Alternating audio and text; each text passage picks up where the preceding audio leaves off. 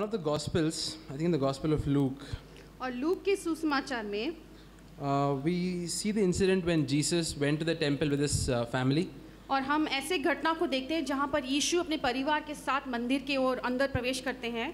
And over there we see that the family of Jesus came back from Jerusalem, but Jesus stayed back. और वहाँ पर हम ये भी देखते हैं कि यीशु की जो परिवार है वो यरूशलेम में पर्व समाप्त होने के बाद वापस लौट आते हैं, लेकिन यीशु वहीं पे रुक जाते हैं. And then his parents realize this, then they go back looking for him. और फिर उसके माता पिता को समझ आता कि यीशु उनके साथ नहीं है, तो वापस मुड़कर उसको ढूंढते हुए वो यरूशलेम जाते हैं. Then after some searching, they finally locate Jesus in this temple where he was debating, the priests. और फिर यहाँ पर थोड़ा यहाँ वहाँ ढूंढ ढांडने के बाद उनको वो मंदिर में यीशु को पाए, जहाँ पर वो वहाँ के शास्त्रियों के साथ वो वाद विवाद में लगा हुआ था. So over there, when they asked Jesus, why is it that you've done this to us? तो वहाँ पर उसके माता पिता ने उससे पूछा कि तुमने हमारे साथ ऐसा क्यों किया? So the response of Jesus is like this. तो वहाँ पर यीशु का जो उत्तर था वो इस प्रकार था. Luke chapter 2, लूक उसका दूसरा अध्याय verse 49. और उसका 49. He says, why were you looking for me? उसने उनसे कहा, तुम मुझे क्यों ढूंढते थे? Did you not know that I had to be in my father's house? क्या नहीं जानते थे कि मुझे अपने पिता के भवन में होना अवश्य है? In another translation it says, don't you know that I have to be about my father's business? और दूसरे एक अनुवाद में ऐसा लिखा है कि तुम क्या नहीं जानते कि मेरे पिता के कारोबार के काम में मुझे शामिल होना है? So Jesus over here is making it very obvious. तो यहाँ पर यीशु बहुत ही स्पष्ट रीति से वो दिखा रहा है That I, being the son of God, कि मैं परमेश्वर के पुत्र होने के नाते I have to be about my father's business. मुझे मेरे पिता के कारोबार के काम में शामिल होना It है. is not an astonishing thing. क्या ये चकित या दंग होने वाली बात नहीं It is है? not something extra. ये कोई और बढ़कर बात नहीं है. It is natural to be about his father's business. ये यीशु के लिए स्वाभाविक था कि उसके पिता के कारोबार के काम को संभालना था. I think the Jewish culture at that time would have probably been similar to the Indian culture. तो मुझे लगता है कि उस समय की जो यहूदी की जो परंपरा थी वो हमारे भारतीय परंपरा के समान हुआ होगा. Like in India, if you see, if your parents are into business, then the children also go into business. जैसे हम भारत देश में देखते हैं कि जब कोई माता पिता का खुद का कारोबार चलता है तो सहमति होकर वो बच्चे भी उसी कारोबार में चलाने लगते It is हैं. expected of the children that they take over their parents' business. और ये बच्चों से अपेक्षित होता है कि वो बड़े होकर उनके माँ बाप का जो कारोबार है उसे संभालने लगे. It is nothing like they choose. Most of the times they have to go into their father's business, whether it's their interest or not. They are trained from a young age to get into their father's business. तो ये वो बच्चों के लिए चुनने के लिए कोई विकल्प नहीं रहता है. उनके लिए ये समझ हो जाती है और माता पिता की ओर से भी जोर यही होता है कि बच्चे बड़े हो जाने के बाद जो भी पिताजी का कारोबार है वो बच्चों को ही संभालना है, आगे ले जाना है. You see this everywhere, especially among the Gujaratis or the Marwaris. और ये हम हर जगह पे देखते हैं, खास करके गुजराती और मारवाड़ियों में. When I was growing up, जब मैं बड़ा हो रहा था, my dad also had a business, मेरे पिता का भी कारोबार था, manufacturing of plastics and all that. और प्लास्टिक के वस्तुओं का उत्पादन करना. It was a very well-to-do business at that time. और उस समय में वो जो कारोबार था बहुत ही अच्छा चल रहा था. Once he passed away, the business went for a toss. और जैसे मेरे पिता का निधन हो गया, हमारा जो कारोबार था वो ठप पड़ गया.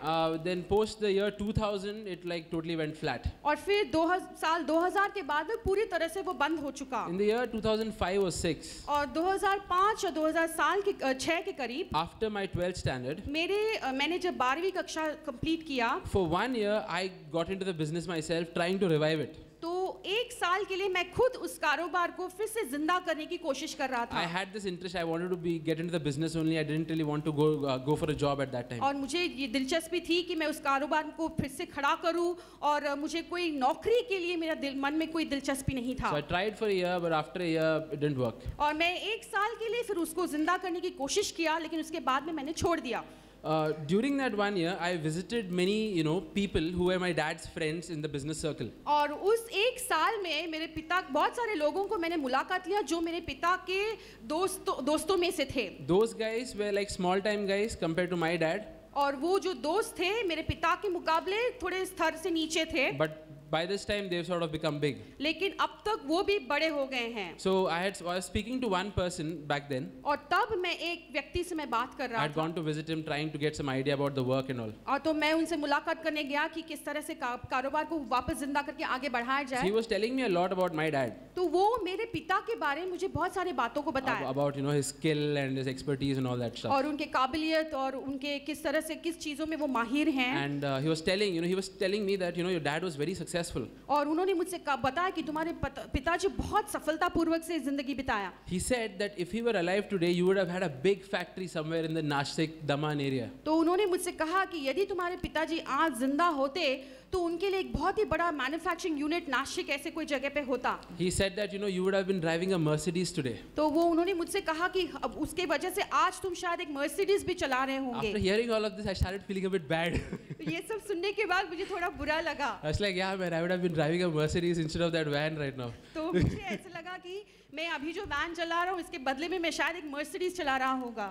But I was not born again those days. लेकिन उन दिनों में मेरा नया जन्म नहीं हुआ था। But as I looked back over the years, once I was born again and things began to happen in my life, and I looked back, लेकिन जब मेरा नया जन्म हो चुका और मेरी जिंदगी में बहुत सारे बदलाव आने लगे तो पीछे के दिनों की तरफ जब मैंने मुड़कर देखा I came to one conclusion. तो मैंने एक अंतिम डिसीजन पर आया That if God had not allowed the things that took place in my life to happen, तो यदि परमेश्वर ने जो सारी घटनाएं मेरे जिंदगी में घड़ी वो घटने के लिए यदि परमेश्वर ने अनुमति नहीं दिया होता, if say for example my dad had not passed away and I and my family had not been through certain things in our lives, तो उदाहरण के लिए यदि मेरे पिताजी का निधन नहीं हुआ होता और हमारे परिवार जो सारे बातों से गुजर के आए वो सारे नहीं हुए होते, what would have happened was I would have been a successful businessman right now. तो यही हुआ होगा कि ऐसा अगर यदि होता तो आज के दिन में मैं बहुत ही एक सफलतापूर्वक कारोबार चलाने वाला होता। I would have been very rich. मैं बहुत अमीर होता। And I would have been a Christian. I would have been part of a fellowship. मैं एक मसीह होता और एक संगति में भी जाता होता। But I would not have been standing here in this church. लेकिन मैं यहाँ पर इस कलीसिया में यहाँ पर खड़ा नहीं हुआ होता। The message that I heard from CFC would not have appealed to me if I was living that lifestyle. और यदि मैं वैसे जीवन जीने के तरीके में और शैली में यदि जीता होता तो CFC के जो सारे सिद्धांत हैं उसके जो मैसेजेस हैं उससे मैं कभी आकर्षित नहीं होता। My whole focus would have been how can I be a big businessman in this world. तो मेरा यही एक मुख्य उद्देश्य होता कि इस पूरे जगत में सबसे सफलता पाया हुआ एक कारोबार व्यक्ति मैं कैसे बनता। In fact, when I was growing up, I had that desire. और जबकि मैं जब बढ़ रहा था तो मुझ में ऐसे की इच्छा थी भी। But because God allowed me to go through the things that I did, लेकिन परमेश्वर ने जिन सारे चीजों के जरिए से मुझे जाने के लिए अनुमति दिया, even though I was not able to be a success in my earthly father's business, और मेरे संसार के पिताजी के कारोबार में फिर चाहे मैं नाकाम क्यों नहीं रहा, God trained me to be a part of my heavenly father's business. परमेश्वर ने मुझे प्रशिक्षण दिया कि मैं स्वर्गीय पिता के कारोबार में मैं अच्छा माहिर हो जाऊं। God's ultimate purpose for you and me, और परमेश्वर का आखिरी सबसे उत्तम उद्देश्य आपके लिए और मेरे लिए यही है। it's not like two things, we all have two things that we do, be something and do something. और दो बातें होती हैं, एक तो हम जो चीज बने और एक जो हम करें। So in the world, it's be someone great and do something great. और संसार में हम यदि देखेंगे तो या तो कोई एक महान व्यक्ति बने और फिर कोई महान कार्य को करे। But with God, the primary objective is something else. लेकिन परमेश्वर के साथ मुख्य उद्देश्य बिल्कुल विपरीत और कुछ होता है। He wants you to be like Christ. वो चाहता है कि आप यीशु के समान बने and accomplish His perfect will for your life. और परमेश्वर की जो इच्छा है, मर्जी है, उसको पूरी तरह से हमारे जीवन में हम पूरा करें। These two are His priorities for your life. और ये दो बातें हैं जो परमेश्वर हमारे जीवन को रखकर प्राथमिकता देता है। And if anything else in your life, और बाकी जो भी घटनाएं घटती हैं आपके जीवन में, He will turn upside down. वो उनको उथल पुथल कर देगा। He will change your plans वो तुम्हारी सारी योजनाओं को बदल देगा।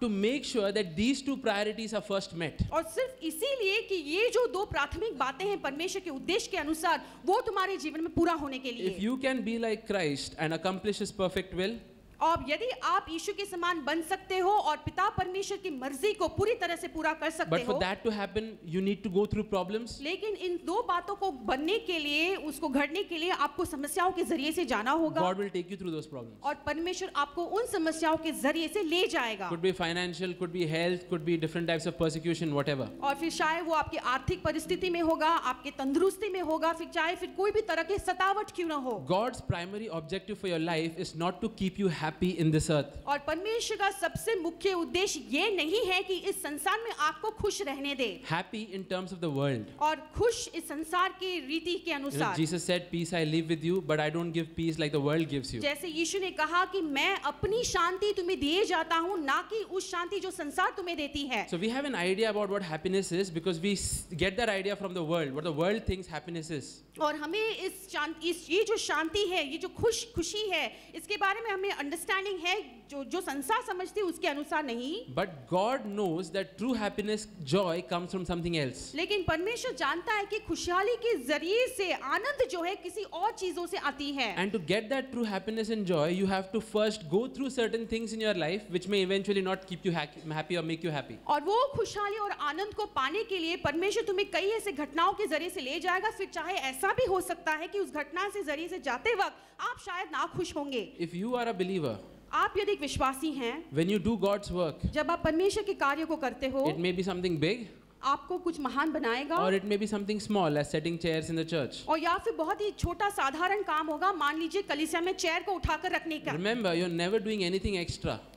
ये समझ लीजिए आप कभी भी कुछ एक्स्ट्रा नहीं कर रहे You're हो, not doing anything special. आप कोई खास बात नहीं कर रहे You're हो, not really going out of your way. आप बिल्कुल अपने रास्ता को, अपने सारे एफर्ट्स को छोड़कर कुछ नहीं कर रहे As a हो। believer, it is expected of you to be a part of your Father's business. It और is expected. आप एक विश्वासी होने के नाते आपके स्वर्गीय पिता के कारोबार में जो बन पड़ता है आपको वो करना है। So I can neither be proud, neither can I think that I'm doing something great. तो ऐसे में मैं घमंड भी नहीं कर सकता हूँ, ना ही मैं ये सोच सकता हूँ कि मैं कैसा काम कर रहा हूँ। I'm doing what I should. मुझे जो करना है वो मैं कर रहा हूँ। And if you have a desire in your heart that one day you want to live for God, maybe you're struggling with things right now, but deep down inside you know that one day ultimately I want to live for God. और फिर आपके दिल में अंदर ही अंदर यदि आपको यही इच्छा है कि मैं भी परमेश्वर के लिए जीना चाहता हूँ, परमेश्वर के लिए कुछ करना चाहता हूँ, शायद अभी आपके हालात सही नहीं होंगे, लेकिन दिल में यदि आपको इच्छा है, God then will intervene in your plans. तो फिर परमेश्वर आपकी योजना का वो मध्यस्थी He करेगा। will mess up your plans. तुम्हारी जो योजना है उसको उथल He पुथल will कर देगा, break you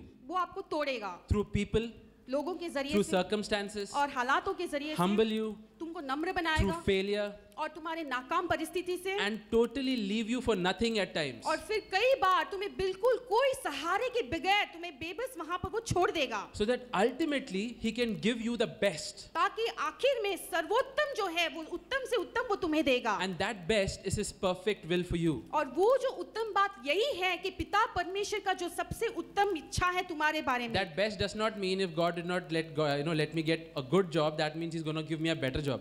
और वो जो उत्तम बात है इसका मतलब ये नहीं है कि अभी जो अच्छा नौकरी मैं तलाश कर रहा था मुझे नहीं मिला, इसका मतलब मुझे और एक इससे भी बेहतर अच्छा नौकरी That मिलेगा। depends on God's will for you. वो जो अच्छा उत्तम नौकरी परमेश्वर की उत्तम मर्जी नहीं The है। ultimate best is that through all of this you become like Christ. और आखिर में सर्वोत्तम इच्छा परमेश्वर पिता का यही है कि इन सारे हालातों के जरिए से आखिर में हम यीशु के समानता में बन जाएं। So if you are going through a phase in your life wherein nothing seems to work for you, तो यदि आपके जीवन में आप ऐसे एक हालात से गुजरे हैं जहाँ पे जो कुछ आप करते हैं वो आपके लिए नहीं हो रहा, everything is messed up and you feel like a failure and you feel really low, और आपके जीवन में सब कुछ बिगड़ चुका है, सब चीज सारे जो बातें हैं वो नहीं हो रही हैं, and people all around you are getting on in life and you are just lagging behind, और आपके आसपास में जो भी लोग हैं वो जो कुछ भी कर रहे हैं वो सफलता पा रहे हैं, लेकिन आप बिल्कुल पीछे पछाड़ गए हैं। if you keep your heart to Like- live for God, लेकिन यदि आपके दिल में आपने ठान लिया है कि आप यीशु के लिए जिएंगे, He will use all of these things परमेश्वर ये सारे हालातों को इस्तेमाल to करेगा ultimately work out for your very best. कि आपके लिए सर्वोत्तम का वो कार्य वो तुम में वो करे। And when you look back, और फिर आप जब पीछे मुड़कर देखोगे, you will realize that God has done the best thing. पर आप तभी जान लोगे कि तुम्हारे जीवन को रखकर परमेश्वर ने सर्वोत्तम काम किया है, And you would never want anything else. और फिर आपको इसको छोड़कर और किसी चीज पर दिलचस्पी नहीं होगी। Just to close, I'd like to say, मैं समाप्त करने के लिए यही कहूंगा, which is the costliest car in the world right now? और आज के The दिन best में car. सबसे उत्तम गाड़ी कार कौन सा है? It's a Mercedes-Benz S-Class. और वो मर्सिडीज बेंज एस क्लास है। Executive version. वो एग्जीक्यूटिव वर्जन है। Costs 1.5 crores. ओके, वो उस एक अरबों से बड़ा 1 करोड़ से भी ज्यादा है। You know how many people it can seat? How many people it can seat? It आप can carry? जानते हो क्या उस गाड़ी में कितने लोग बैठ सकते हैं? 4. 4। Not even 5. 4. 5 भी नहीं, सिर्फ 4। You know my van. लेकिन ब्रदर का जो वैन है, It costs around 0.25% of that total value of the Mercedes. तो वो मर्सिडीज से कई गुना कम उसका दाम है। But it has carried 8 people at times. लेकिन कई बार उसी गाड़ी में मैंने 8 लोगों को मैं लेकर गया हूँ। The moral is this. इसका समीक्षम यही है, You may not be a Mercedes in this world. आप शायद इस जगत में एक मर्सिडीज नहीं होंगे, Good looking, elegant, talented. अच्छा दिखने वाला, सुंदर, बहुत काबिलियत से भरे हुए। You may just be a van. आप सिर्फ शायद एक वैन होंगे। But if you make yourself available to God लेकिन यदि अपने आप को तुम परमेश्वर के लिए तुम अपने आप को मौजूद करते हो and not, seek after the world, और इस संसार के बातों के पीछे नहीं जाते हो, God can make you more useful than all the Mercedeses in the world. और फिर इस संसार में जितने भी मर्सिडीज बेंज है उनसे भी कई गुना बढ़कर परमेश्वर तुम्हारा इस्तेमाल करेगा।